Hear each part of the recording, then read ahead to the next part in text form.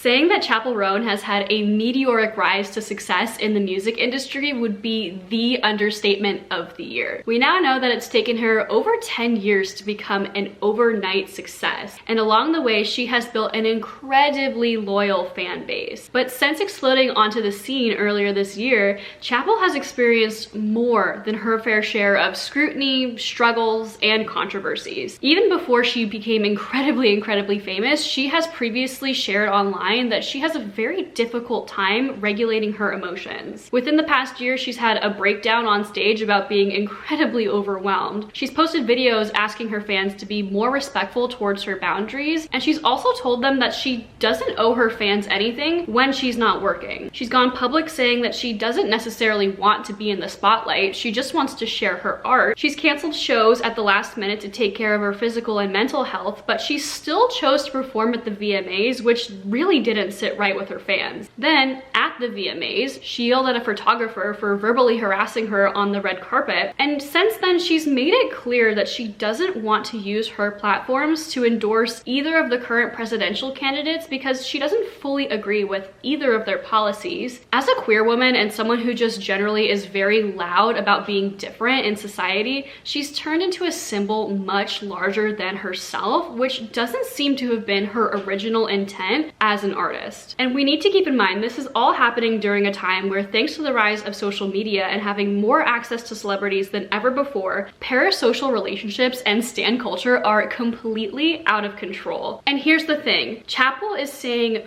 fair and rational stuff, and her boundaries make a lot of sense, but her fans are still really angry with her. Why? And this is what it really boils down to. The backlash she's been facing has less to do with what she's saying and more to do with how she's saying it. So today we are going to break down what Chappell is getting wrong about how to set boundaries so that you can learn how to set your own healthy, lasting boundaries that protect you and your peace. Because even though the odds are that you're not going to become a mega famous superstar overnight, there are still lessons that all of us can take away from this situation. So let's talk about it.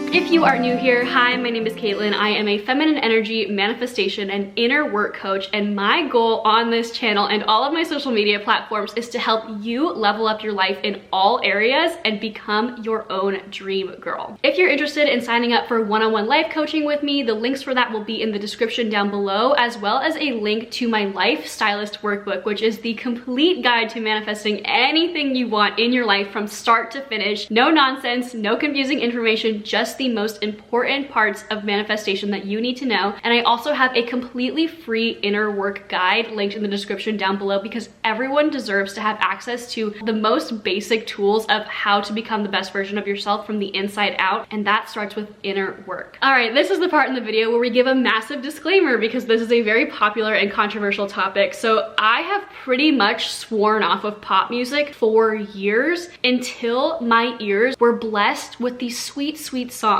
of Chappell Roan. I am only listening to pop music and Sabrina and all of these other girlies because Chappell Roan got me back into pop music. So yes, I am a Chappell Roan fan. Let me know in the comments down below what your 3 favorite Chappell Roan songs are, because mine in no particular order are obviously Good Luck Babe, Casual, and Red Wine Supernova. Those are just so good. Continuing on with the disclaimer, I cannot imagine what it feels like to be her right now, having millions of people dogpiling on her. So I'm not here to overanalyze or overly critique her behavior. Hi, I'm in the middle of editing this video, and as I was doing further research to find like clips and things to include in this video, I completely forgot the part where in the video where Chappell is talking about the fact that she can't regulate her emotions. Part of that is because she has, I believe, bipolar 2 disorder. I'll correct myself on the screen if that's right or wrong. When you have something like bipolar 2 disorder, you need to see a doctor or a therapist before working with a life coach, but I still think that the information that I have to share is really relevant, especially to the majority of the population who does not have bipolar disorder, or even if you do have any other mental health conditions. I still think a lot of this information is very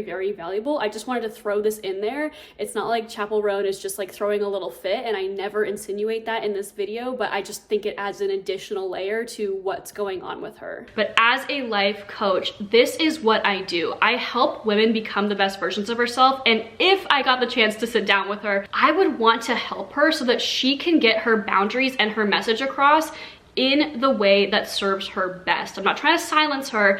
I'm just trying to refine her message so that she can get the outcome that she wants. So before we actually get into the breakdown of the 5 specific parts of setting boundaries that Chappell needs help with, let's address some of the most basic points about psychology and how the human brain works. If you've ever wondered why you care about what other people think about you, it's because our brains are actually wired to value the opinions of others, because when we were a much earlier, younger species, we needed other members of our tribe to like us in order to increase our chances of survival. Because if we value the opinions of other people and we alter our behavior in ways that help us fit in with the tribe, we get to live with a group of people and in a tribe, which is statistically a lot safer than being kicked out of a tribe and living on our own. So the human brain has evolved to appreciate and put value on the opinions of other people, but not at the level of someone who is receiving feedback from millions and millions of people. So that fact alone is not working in Chappell's favor. Also, how would you react if your entire life just suddenly blew up and was like dissected for the opinions of other people? But I know for me personally, if someone walks up to me at the gym and wants to make conversation when I'm not in the mood to talk, like that alone irritates me. So I couldn't even imagine what like millions of strangers projecting their thoughts onto me like would do to my mental health. We are watching her mental health deteriorate in real time while she's trying to navigate meteoric superstardom that, I'm sorry, literally not a person on earth could ever prepare themselves for. All right, let's get into the 5 different things that Chappell is unfortunately not doing correctly when it comes to setting healthy, lasting boundaries in order to set the right kinds of boundaries. So the first thing that Chappell is doing wrong is she's breaking her own boundaries by continuing to put herself in situations where people have access to her, whether that's showing up to events or doing interviews or making herself available on social media. Now, I want to point out, I don't know what it takes to be a music industry sensation these days, but I can guess that if she really wanted to, she could tone down how available she is to the public and therefore honor her own boundaries. If you need help with boundaries, where that starts is you have to make sure you are respecting the boundaries you have with yourself, because boundaries really start with ourselves. They are a form of self-love and self-respect and self-protection. So for this step, you need to ask yourself, where are you breaking your own boundaries? So for example, are you committing to plans that you don't actually have time and energy for? Are you making yourself available for people that really drain you and your energy? Are you accepting treatment in general that's just less than what you deserve? So another way that you can think about this is practicing self-integrity. Keep the promises that you make to yourself. If you don't have any promises that you're making to yourself, or that just doesn't sound familiar to you, you can start with like a very simple thing. Like, I promise I'm gonna wake up at the same time every single day. Another way you can look at this is, are you valuing your own time? Are you procrastinating, which is really disrespectful to your ability to get other things done that are more important? So the first thing that Chappell's doing wrong is she's not honoring her own boundaries, because clearly she's trying to have some, but she's not actually upholding them herself. The second thing that Chappell needs a little bit of help on is she's overly explaining her boundaries. And when I first learned about this concept, it didn't make any sense to me, but hold on, I'm gonna get there. So first of all, she does not know how to express herself, and she's not wording things very well when she's like addressing her fans on social media. So people are really misunderstanding her or just not agreeing with the way she's wording things. And there's a very simple solution to this problem. Stop over-explaining your boundaries in the first place, because energetic boundaries at the end of the day are just decisions that we make. You don't need anyone else's approval, permission, or validation to set an energetic boundary for yourself. There's a huge difference between venting and ranting and explaining your boundaries and simply just setting the boundary. If you have to explain or rationalize your boundaries to yourself or to other people, it's because you are not fully confident with those boundaries yourself.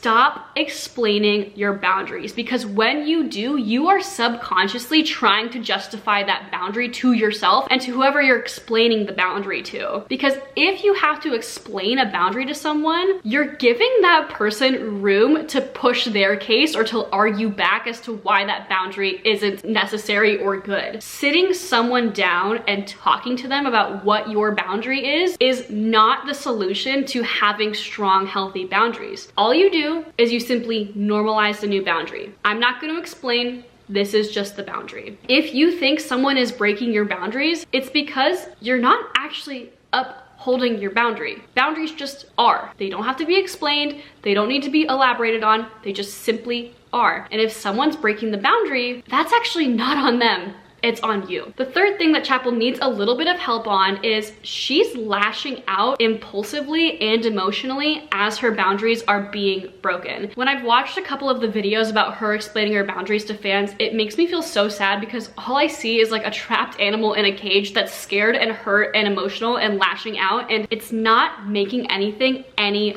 better. So what you are going to do to avoid this problem is you need to learn emotional control. I did an entire video all about how to regulate your emotions or start to learn emotional control. And when I say emotional control, I do not mean stuffing your emotions down, because that's not good for anyone. I mean learning how to process them in a healthy way. So definitely check out that video, because if I include that information in this video, it would be like an hour long. Don't let setting boundaries come from an emotional, resentful place. When you are communicating your boundaries, you cannot communicate them from an angry, accusatory place. Only 30% of communication is verbal. Your energy speaks louder than words. So not only should you really not be over-explaining your boundaries, but when you are simply setting the boundaries, sometimes there is a level of communication that needs to happen. You need to take the emotional charge out of the interactions that you have with people where you are upholding your boundaries. Not explaining them, but upholding them. So for example, you would not get emotional explaining to someone that the President of the United States has certain security boundaries. You wouldn't get overly worked up when you explain that you can't just walk into the president's office and,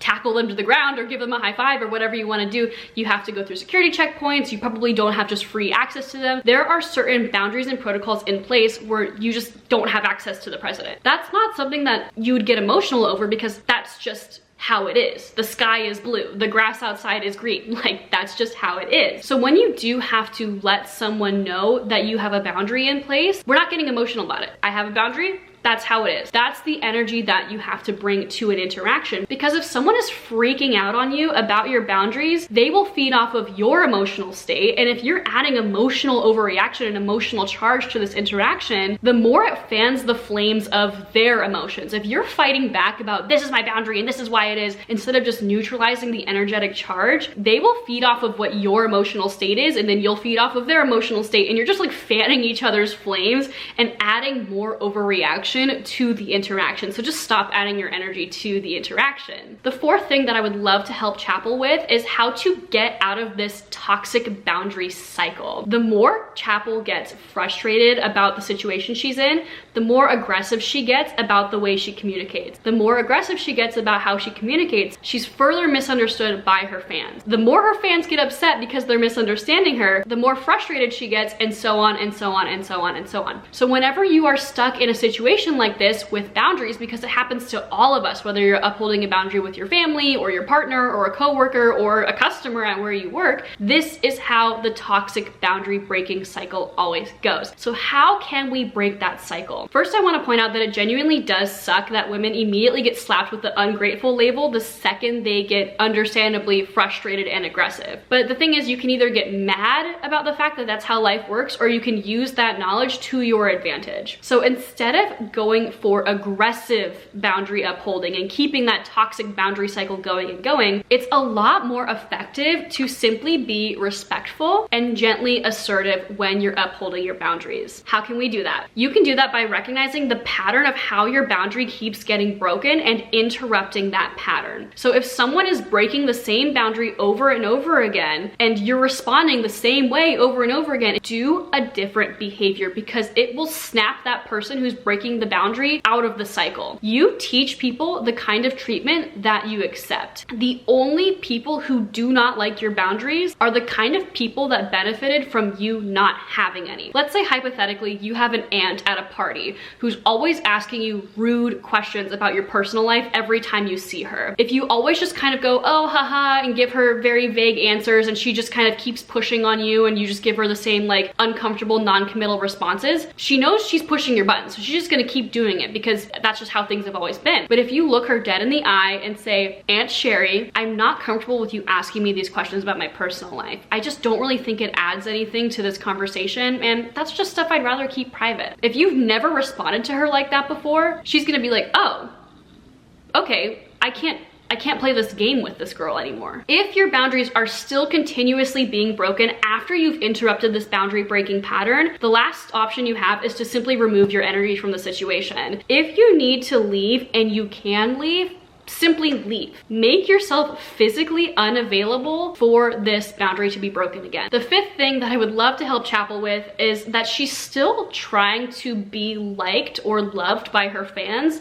despite how much it's hurting her. Sometimes you have to make yourself the villain for a little bit to protect your own peace. I mean, just look at Doja Cat. She has fully alienated and made enemies of her fans, and she still has a music career. If you're having a hard time making boundaries, it might have been because you were burned in the past for having boundaries, or because you were excluded from something after upholding your boundaries. But let's be honest, it's not worth it to put yourself in a low energetic frequency or a situation that makes you uncomfortable just to fit in and be socially acceptable and be liked. Who cares about the opinions of other people when your peace and your mental health are on the line? When you are the villain and you uphold your boundaries and you authentically live your truth, which is something that Chappell Roan has always stood for, the truth is that people that are meant to love you and the people that really are in your corner will love you more because you are being authentically yourself. So I am personally of the opinion, if Chappell refined her message a little bit and explained a little bit more clearly and concisely, hey, being this available for scrutiny by the public is killing me inside. I cannot be the best version of myself. I cannot be the musical artist that you all love so much when my mental health is like this. Sure, she might have some people that tell her that she's the villain, but at the end of the day, it doesn't matter because she's protecting herself. It is not your job to control other people's emotions. What they're feeling is not your fault. It's a reflection of their past experiences, not you. We all perceive other people and just life in general through the lens of our own personal history. When someone crosses your boundaries, don't stoop to their level, don't be mean and nasty, just keep your vibration high, be comfortable with being the villain, and take notes of who you need to distance yourself from, because at the end of the day, your tolerance for nonsense dictates your happiness. All right, so as always, we end off with journal prompts on these videos. So what we're gonna do for today's journal prompt is pull out your journal and start setting your boundaries with making intentions by writing out, I am no longer available for ... So for example, I'm no longer available for negative people. I'm no longer available for thinking low vibe thoughts. I'm no longer available for overscheduling myself. I'm no longer available for making things harder than they need to be, and so on and so forth. Boundary setting starts with yourself, as I mentioned in the first point, but we also need to get clear on what our boundaries are. And Chappell's pretty clear on what her boundaries are. She's just not sharing them properly, but you might not be as clear on your boundaries as you think. So I hope this video has helped you, sending so much love to you and to Miss Chappell Roan. I hope that she finds the peace that she needs to find to continue being the artist that we know and love her for. If you liked this video and you like the vibe on this channel, please feel free to click the subscribe button down below, and feel free to follow me either over on my Instagram or on my TikTok. On both of those platforms, we talk about obviously leveling up your life, but we also incorporated feminine energy in fiction and fantasy content, which is a series I've been doing for a while, which is talking about the feminine energy types and breakdown of different characters from books, movies, and TV shows. It is so much fun. So thank you for making it to the end of this video, and I cannot wait to see you on the next one. Bye.